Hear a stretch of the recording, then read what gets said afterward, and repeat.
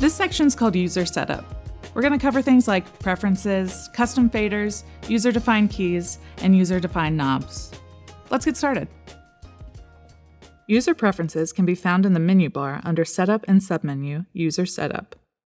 User Setup provides access to global parameters for setting up the console to function in a manner that is comfortable for you, the user. Let's open the Preference window. You will see two tabs, Preference and Surface. The Preference tab will reveal global console behaviors that can be adjusted, such as confirmation warnings and Auto Channel Select, which based on fader movement will select the channel, and Fader Touch, which activates the touch-sensitive fader feature. Cell link behaviors for fader bank and queue, DCA rollout assignment, on-key behaviors, and error messages. The Surface tab selects how the fader banks interact. You have a choice of linking the select keys, the fader bay layers, and sends on fader mode. Any combination of these three link categories can be stored in the 4 preset banks and labeled for quick recall.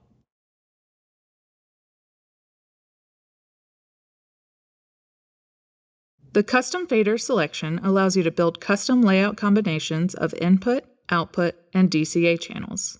The DM7 provides 4 layers of 5 banks, of 12 channels of each for the left and center bay. The main bay and DM7 control have one custom fader layer. Programming the custom faders is as easy as selecting a layer and using the Set by Cell feature to populate each layer with the combination needed.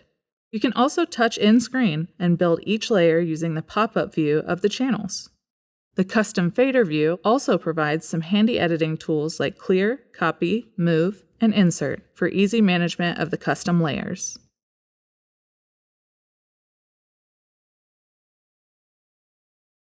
User-defined knobs and encoder mode selection allows custom programming and labeling of the 4 encoders below the utility screen in the main bay.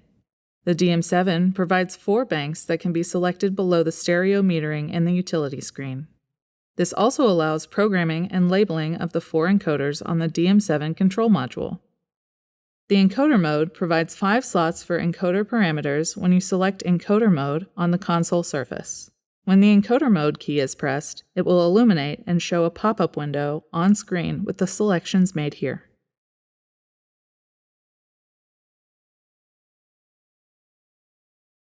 User-defined keys, or UDKs, provide the user with customizable quick keys or shortcuts for accessing additional parameters.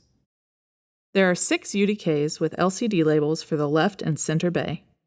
In the main bay utility screen, you have access to 4 more banks of 12 soft UDKs. If you have the DM7 control module, you will get an additional 4 banks of 12 UDKs with an additional 6 UDKs located next to the jog wheel. These keys can be programmed for a vast number of parameter functions in the user-defined key menu. Page Change bookmark is a popular one for fast screen navigation. If you find yourself always going to a specific screen with your workflow, you can store that view as a bookmark on a UDK for quick recall at any moment. Just assign the Page Change bookmark in the UDK menu. Once assigned, open the desired view on the screen, press and hold the UDK for 2 to 3 seconds, and that UDK will store that view for an instant recall. As you can see, this is fast and intuitive. You can even overwrite the bookmark by simply pressing and holding the same UDK on a different screen view.